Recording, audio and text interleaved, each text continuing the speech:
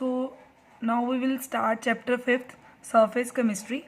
सो surface chemistry होती क्या है बच्चे? सरफेस केमिस्ट्री वो ब्रांच है केमिस्ट्री की जो डील करती है जो भी फिनोमिनाज हमारे सरफेस पे हो रहे हैं.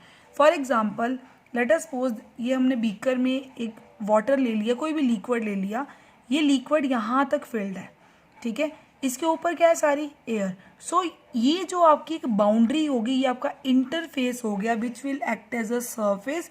एंड इस ब्रांच में हम डील करेंगे जो भी फिनोमिनाज हमारे सरफेस पे हो रहे हैं, ठीक है. So that is why this branch of chemistry is called surface chemistry. So in this chapter we will discuss only those phenomena which are acting on the surface.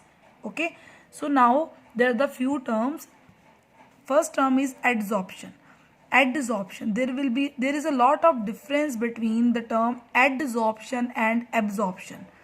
I think so. You know the term absorption. Absorption means किसी भी चीज को absorb कर लेना. But adsorption means वो चीज नहीं है. Adsorption का मतलब क्या होता है कि कोई भी पार्टिकल जो है सरफेस पे, ओनली सरफेस के ऊपर एब्जॉर्ब है.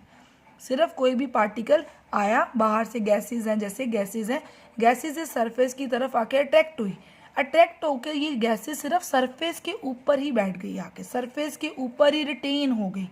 एज ए रिजल्ट सरफेस के ऊपर गैसेज आ गई, सरफेस के ऊपर आपकी कंसंट्रेशन क्या हो गई?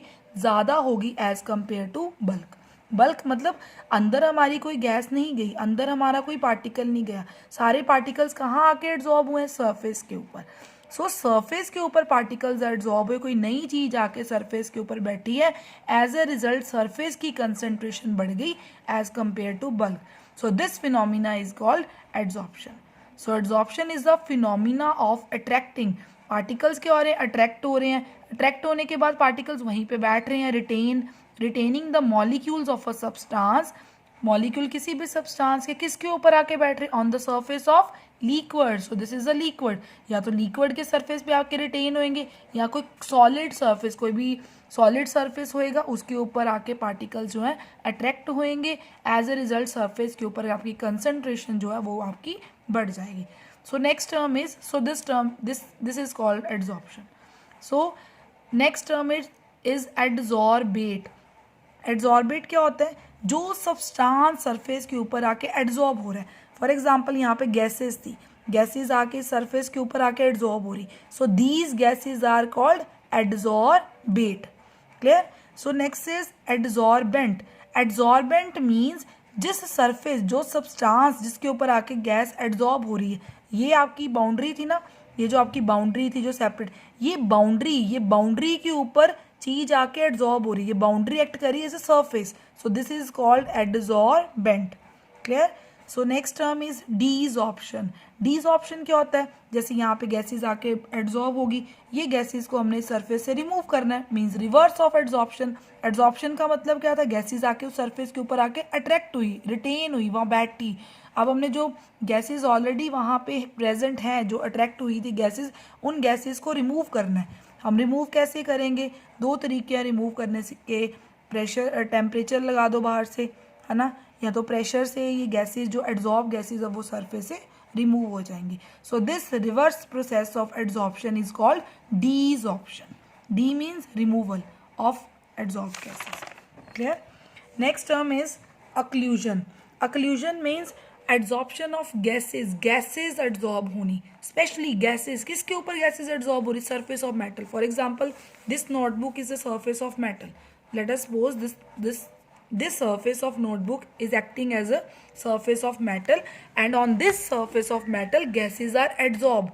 In these cases, when gases are adsorbed particularly on the surface of metal rather than liquid or any other thing, this process is called, this term is called occlusion. So I think so यहाँ तक clear हो गया होगा. Next कुछ चीज़ें हैं आपको mind में रखनी है. जितना बच्चे, लेट अस सपोज आपका इतना सरफेस एरिया, ये हाफ पोर्शन अगर मैं ले लेती हूँ, हाफ पोर्शन ये आपका एरिया, इस पोर्शन में आके गैसेस ने एब्जॉर्ब होना है. पहले मैंने इतना एरिया ले लिया, अब मैंने एरिया डबल कर दिया. पहले इतना था, अब मैंने इतना कर दिया. तो जितना ज़्यादा एरिया लोगे, जितना ज़्यादा एरिया होएगा उतने ज़्यादा उसका सरफेस एरिया होएगा, ठीक है, उतनी ही ज़्यादा एड्सॉर्प्शन होएगी. मीन्स जितना आपका एरिया होएगा उतनी ही स्पेस मिल जाएगी गैसेस को एड्जॉर्ब होने के लिए. So greater the surface area of the adsorbent. So this is the adsorbent, this is the surface on which the gases will adsorb. So greater will be the surface area, greater is its power of adsorption. उसकी adsorption की power उतनी ही increase हो जाएगी. Next है कोई भी let us suppose एक हम वुड का ब्लॉक ले लेते हैं. वुड का ब्लॉक इतना होता है, ठीक है. अगर उस ब्लॉक को फाइनली डिवाइडेड पीसेज में हमने कर लिया, ठीक है, तो वो ऑब्वियसली जब हम छोटे छोटे पीसीज में उसको करेंगे तो उसका एरिया क्या हो जाएगा, बढ़ जाएगा. एरिया बढ़ने से हम क्या करें, उसका सरफेस एरिया बढ़ा रहे हैं, उससे हमने हमारे क्या हो जाएगी, उसकी एड्जॉर्प्शन भी बढ़ जाएगी. ठीक है. सो जो मेटल्स फाइनली डिवाइडेड मतलब छोटे छोटे पार्टिकल्स में कट करी हुई, डिवाइड करी हुई है, और जिनका पोरस स्ट्रक्चर होता है. पोरस का मतलब जिनके स्ट्रक्चर पे छेद होते हैं, होल्स होते हैं, रफ सरफेस होता है जिनका. अगर बच्चे प्लेन सरफेस होएगा, किसी चीज़ का अटैक होना भी मुश्किल है, किसी चीज़ का आके बैठना, अट्रैक्ट होना भी मुश्किल है. जितना सरफेस आपका पोरस रफ सरफेस होएगा उतना ही आपकी एड्जॉर्प्शन ज़्यादा है, क्योंकि अंदर कैविटीज़ ज़्यादा है. हर चीज़, हर गैस आके, गैस को जगह मिल गई, कोई वॉल्यूम, कोई होल मिल गया जहाँ पे वो आके एड्जॉर्ब हो जाएंगे. ठीक है. मीन्स दो चीज़ें आपने माइंड में रखनी है. जितना ज़्यादा सरफेस एरिया होएगा एड्जॉर्बेंट का उतनी ही एड्जॉर्प्शन ज़्यादा होएगी.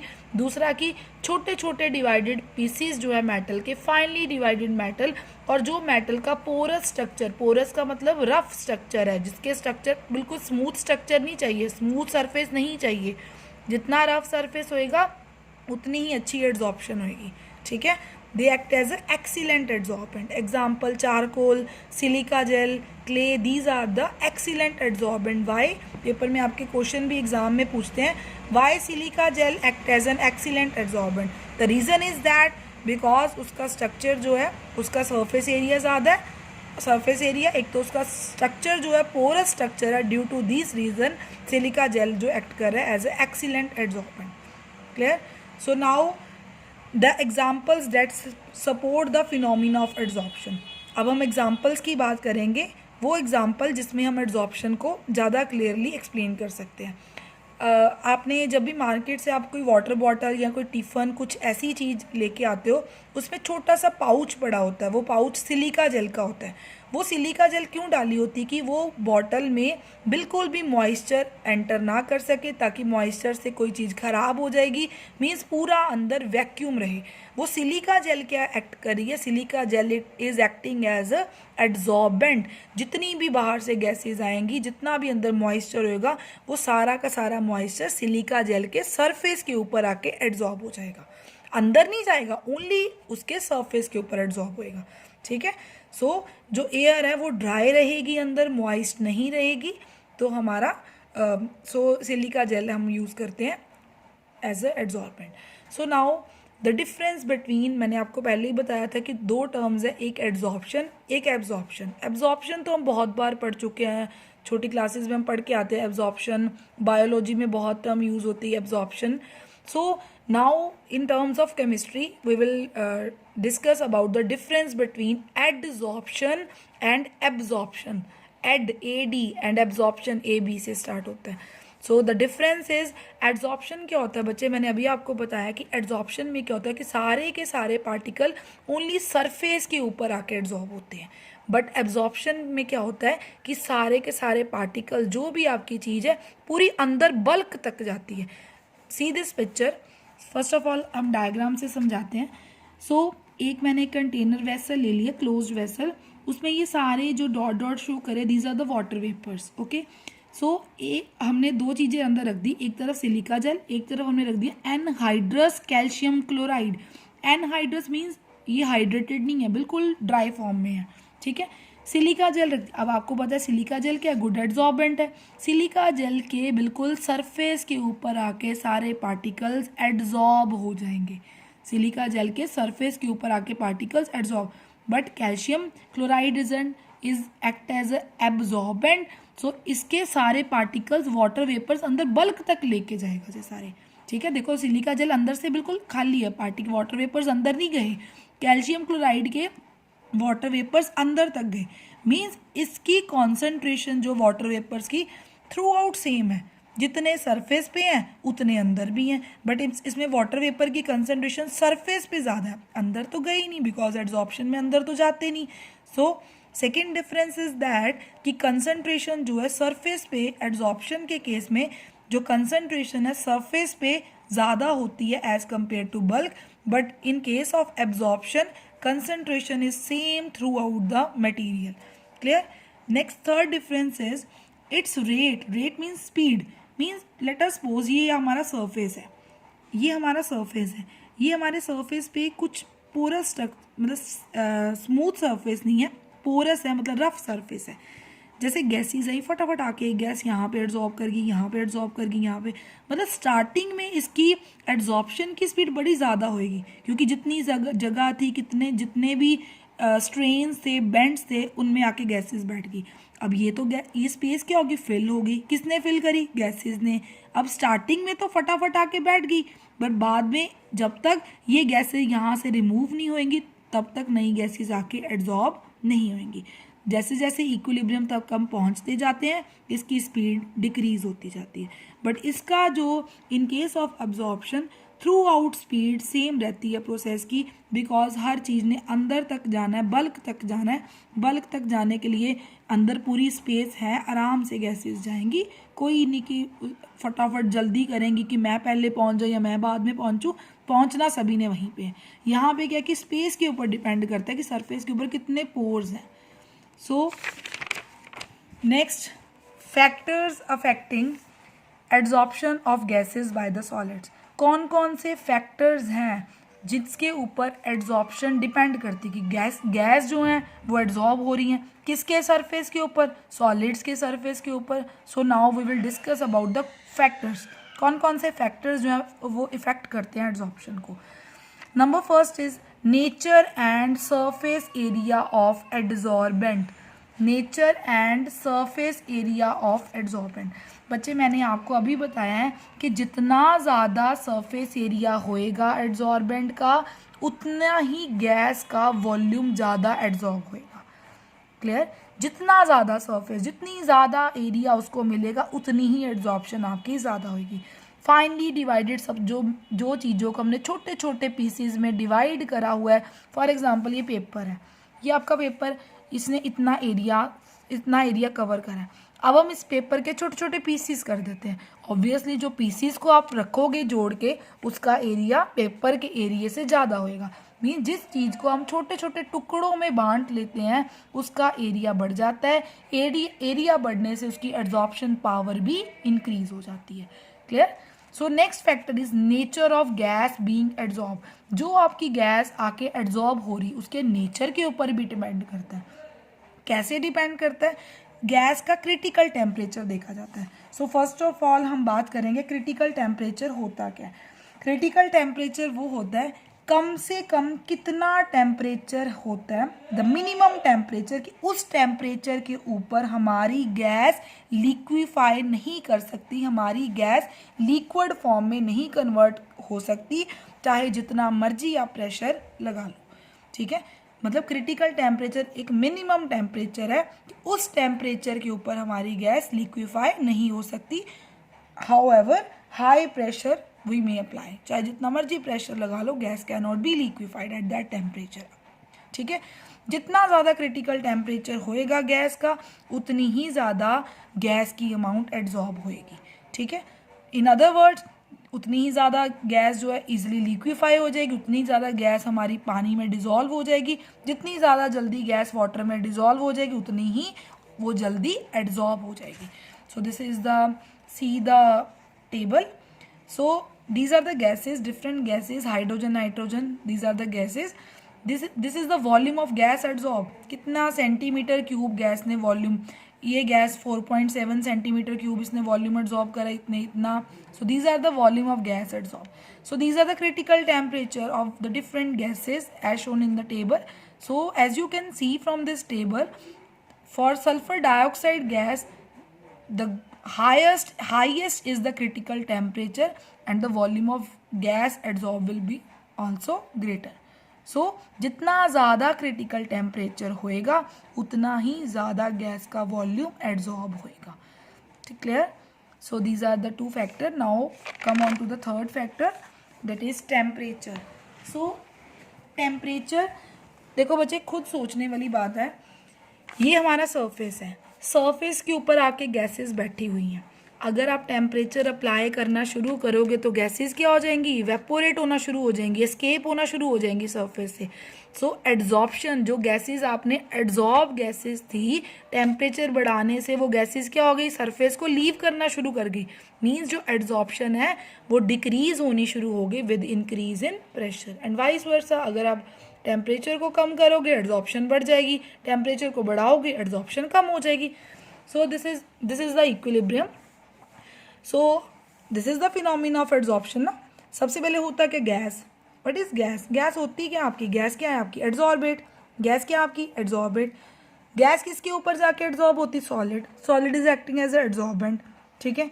सो हुआ क्या, गैस एड्जॉर्ब होगी सॉलिड पे. जब गैस एड्जॉर्ब हुई हमारी हीट बाहर निकलती है. So in this case there exist an equilibrium. So two steps होते हैं इस इक्विलिब्रियम में, दो प्रोसेसेस इन्वॉल्व है. Number one is condensation, number two is evaporation. So condensation क्या होती है, कंडेंसेशन क्या होती है कि adsorption of gas molecule, gas molecule adsorb हो गई, ये गैस जो थी एड्जॉर्ब हो गई किसके ऊपर, सॉलिड सरफेस के ऊपर. So this process is condensation. When we move forward gas आपकी एड्जॉर्ब होगी, so this process is condensation. अगर आप हीट दोगे इसको तो ये क्या होगी, रिवर्स प्रोसेस आकर, तो यहाँ पे क्या हो जाएगी बच्चे, इवेपोरेशन. जो आपकी गैस एड्जॉर्ब होगी वो क्या हो जाएगी, गैस अलग हो जाएगी, सॉलिड अकेला रह जाएगा. So these are the two processes involved in this equilibrium. Number one is condensation, number two is evaporation. So as you already learnt about the Lee-Catlier principle in +1 class, so apply Lee-Catlier principle. So if we increase the temperature, so अगर हम forward जा रहे हैं हमारा temperature क्या हो रहा है, बढ़ रहा है. अगर हम टेम्परेचर बढ़ाएंगे तो ली कैटलियर क्या कहता है कि इक्विलिब्रियम उधर शिफ्ट होएगा जहाँ पे टेम्परेचर कम हो रहा है. फॉरवर्ड जा रहे हैं तो टेम्परेचर बढ़ रहा है क्योंकि हीट निकल रही है बाहर. तो अगर हम टेम्परेचर बढ़ा रहे हैं तो equilibrium will shift to that side where temperature is decreasing, means it will shift towards backward direction. So backward direction means कि आपकी जो एड्जॉर्प्शन है वो डिक्रीज हो रही है, गैस अलग हो गई, सॉलिड अलग हो गया. ठीक है. सो हमने ये मैंने अभी पहले ऊपर बताया था कि टेम्परेचर बढ़ाने से जो एड्जॉर्प्शन है वो आपकी कम हो जाती है. मैंने ली कैटलियर के अकॉर्डिंग भी बता दिया कि how with the increase of temperature the adsorption decreases. So I think so it will be clear to you. Next factor is pressure. Pressure बच्चे, टेम्परेचर जब कांस्टेंट रहेगा, जितना ज़्यादा प्रेशर बढ़ाते जाओगे उतनी ही एड्जॉर्प्शन आपकी गैस की बढ़ती जाएगी. आप किसी चीज़ को फोर्स कर रहे हो, प्रेशर लगा रहे हो, तो वो एड्जॉर्प्शन भी बढ़ जाएगी आपकी. Next very important factor is activation of solid adsorbent. Activation of solid adsorbent. What does the term activation means, active करना किसी चीज़ को. किसको एक्टिव कर रहे हैं हम, सॉलिड एड्जॉर्बेंट को. हम अपने सरफेस को एक्टिव कर रहे हैं. क्यों एक्टिव कर रहे हैं, ताकि उसकी एड्जॉर्प्शन पावर को बढ़ा सकें, ताकि हम उसकी एड्जॉर्प्शन पावर को इंक्रीज कर सकें. तो एक्टिवेशन हम बहुत सारे तरीक़ों से कर सकते हैं. Number one is, so activation हम बहुत सारे वे से कर सकते हैं. Number one is by making the surface area of adsorbent rough. मैंने आपको पहले बता चुकी हूँ, जितना अगर तो आपके एड्जॉर्बेंट का सरफेस एरिया स्मूथ होएगा वहाँ पे गैसेस ज़्यादा देर नहीं टिक पाएंगी. अगर रफ होएगा, पोर्स होएंगे उसके स्ट्रक्चर पे, गैसेस इजीली एड्जॉर्ब रहेंगी फॉर अ लॉन्गर टाइम. ठीक है. सो सबसे पहला आप उसकी एड्जॉर्बिंग पावर किसी एड्जॉर्बेंट की कैसे बढ़ा सकते हो, उसके सरफेस एरिया को रफ कर दो, पोरस कर दो. दूसरा, उसको छोटे छोटे पीसीज में डिवाइड कर दो. वाई, बिकॉज ऐसा करने से हम उसका सरफेस एरिया बढ़ा रहे हैं. जितना सरफेस एरिया बढ़ाओगे उसकी उतनी ही एड्जॉर्प्शन पावर बढ़ जाएगी. थर्ड फैक्टर इज जो कई मेटल्स ऐसी होती हैं, कई सॉलिड ऐसे होते हैं जिनके ऊपर ऑलरेडी गैसेज एड्जॉर्ब हो जाती हैं. ठीक है. अगर हम मेटल मैग्नीशियम की बात करें, मैग्नीशियम का आपने एक्सपेरिमेंट, हम 10th में एक्सपेरिमेंट करते हैं मैग्नीशियम का, कि मैग्नीशियम का जब भी एक्सपेरिमेंट करते हैं रिबन वाला, हम हमेशा मैग्नीशियम को सैंड पेपर के साथ, ये मैग्नीशियम के सैंड पेपर के साथ रब करके देन हम यूज़ करते हैं. क्योंकि मैग्नीशियम के हम ऐसा क्यों करते हैं? क्योंकि मैग्नीशियम के सरफेस के ऊपर ऑक्सीजन की लेयर बन चुकी होती है, तो सैंड पेपर से रब करने से हम उसकी लेयर को रिमूव करते हैं ताकि हमारी जो रिएक्शन है मैग्नीशियम के साथ हो, नॉट उसके ऑक्साइड के साथ। तो जो ऑलरेडी गैसेस सरफेस के ऊपर प्रेजेंट हैं, उन गैसेस को पहले रिमूव करो। जब रिमूव करोगे तो ये जो सरफेस हमें मिलेगा, ये सरफेस एक्टिव रहेगा और उसकी एड्सॉर्प्शन पावर इंक्रीज हो जाएगी।